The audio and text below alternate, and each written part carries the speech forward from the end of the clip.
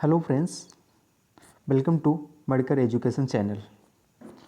आज हम आप लोग को फार्मास्यूटिकल जूरिस्प्रूडेंस के बारे में बताएंगे, स्कोप, ऑब्जेक्टिव और फार्मास्यूटिकल जूरिस्प्रूडेंस के अंडर हम क्या क्या टॉपिक कवर करेंगे इस चैनल पर।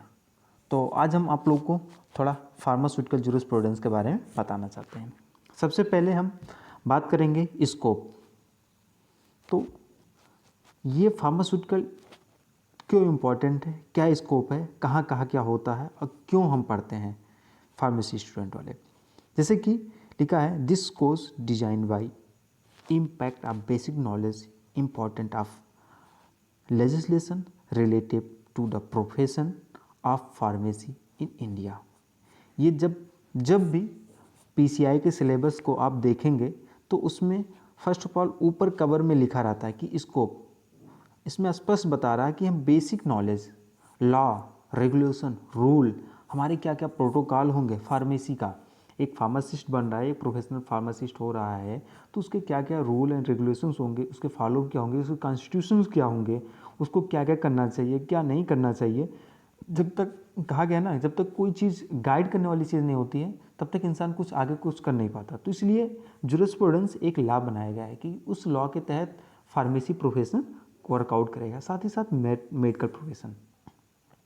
इसके बाद हम ऑब्जेक्टिव की जब बात करेंगे तो इसमें हम क्या हमारा ऑब्जेक्ट होता है कि फार्मास्यूटिकल जूरिस्प्रूडेंस को पढ़ने के लिए।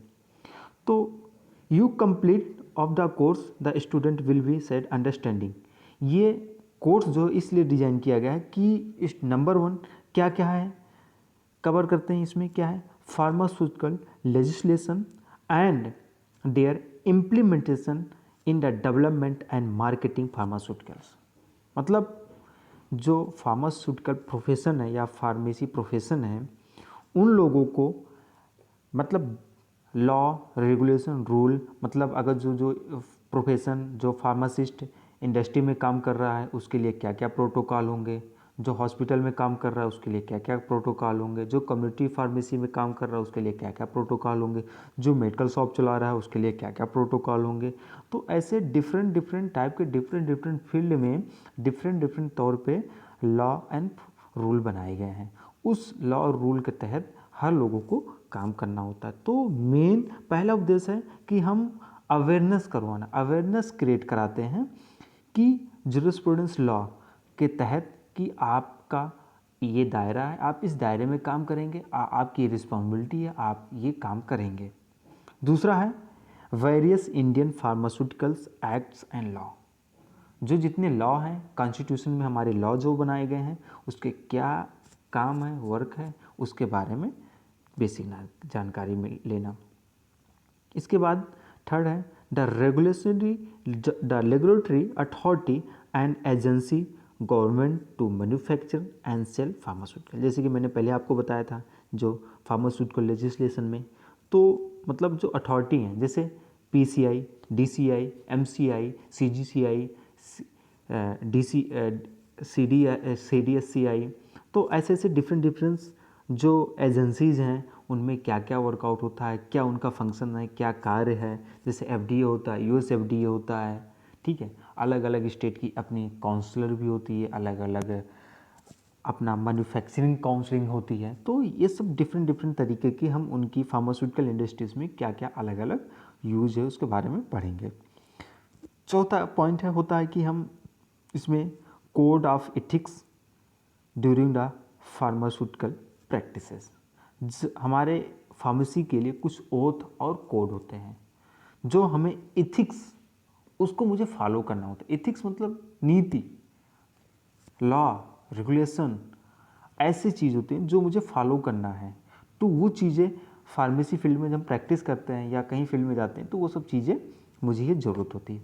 तो जैसे आपको समझ में आ गया होगा कि हम फार्मास्यूटिकल जूरिस्प्रूडेंस पढ़ते क्यों हैं, उसमें क्या क्या चीज़ें हम कवर करेंगे और क्या ऑब्जेक्ट है, क्या हमारा एम है पढ़ने का।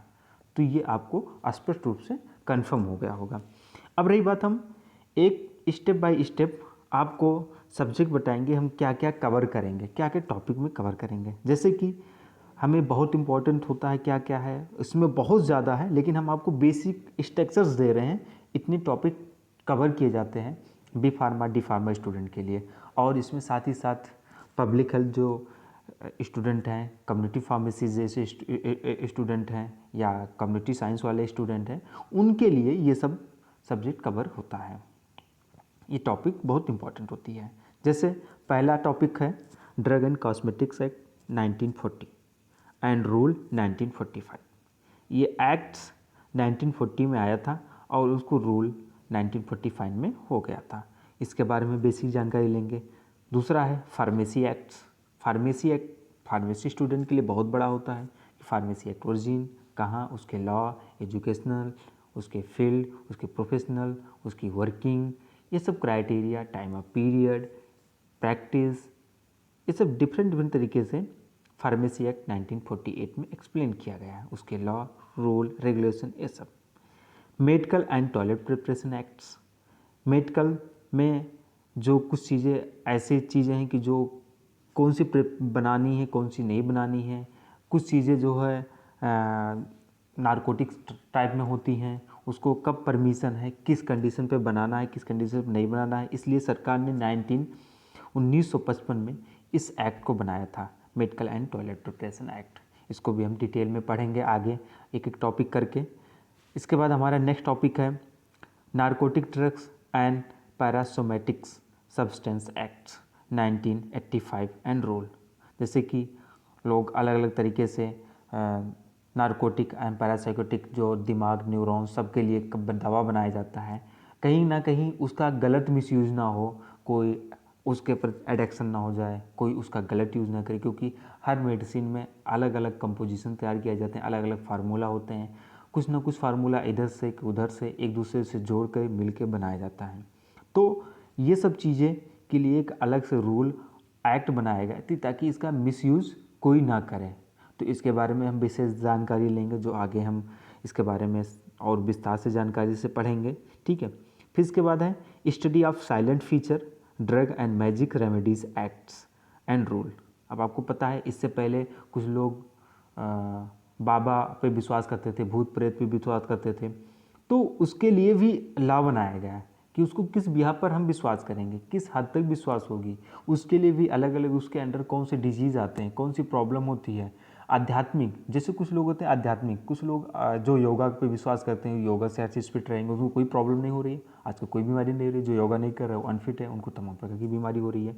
तो इसलिए ड्रग एंड मैजिक रेमेडीज़ में भी कुछ एक्ट बनाए गए कि ताकि उसका मिसयूज़ कोई ना करे, उसको सही तरीके से काम करें। फिर नेक्स्ट टॉपिक है हमारा prevention and curative to animal acts. मतलब अब एनिमल को बचाव के लिए क्या क्या होना चाहिए। कभी कभी कुछ एनिमल से हमारे मेडिसिन बनाए जाते हैं, तो उनके लिए कौन से एनिमल हमारे लिए इम्पॉर्टेंट हैं, कौन से एनिमल नहीं इम्पॉर्टेंट है, ये ध्यान में रखा जाता है कि जो एनिमल्स हमारे लिए इम्पॉर्टेंट है वो विलुप्त होने की कैटेगरी में है, तो इस एक्ट में उसका हम संरक्षण करते हैं, उसको हम बचाव करते हैं, उसको हम प्रॉपर यूज़ नहीं करने देते हैं, उसको हम समय एक पंक्चुअलिटी बनाई जाती है, एक हम उसके लिए गाइडलाइन रेगुलेशन बनाया जाता है, उस रेगुलेशन के तहत कवर किया जाता है। नेक्स्ट टॉपिक है फार्मास्यूटिकल लेजिस्लेशन। जैसे कि हमने पहले से डिस्कस कर चुका हूँ, लॉ, एक्ट, ये सब अमेंडमेंट, किसी के तहत किसी को रूल, सज़ा देना, पनिशमेंट करना, ये हमारे लेजिस्लेशन में आता है। जैसे हमारा भारतीय संविधान है, उसमें कॉन्स्टिट्यूशन है, उसमें अलग से रूल बनाए गए, रेगुलेशन बनाए गए, आईपीसी एक्ट बनाए गए हैं, जो अलग अलग चीज़ों को, प्रोविजन को कवर करता है। फिर इसके बाद हमारा मेन टॉपिक होता है कोड ऑफ फार्मास्यूटिकल इथिक्स। अब रही बात, जब हम इंडियन कॉन्स्टिट्यूशन की बात करेंगे तो हमारी इंडियन पॉलिटी आ जाएगी, भारतीय संविधान आ जाएगा। सेम उसी तरह से हमारे इस इथिक्स के, मतलब फार्मास्यूटिकल के इथिक्स बनाए गए हैं।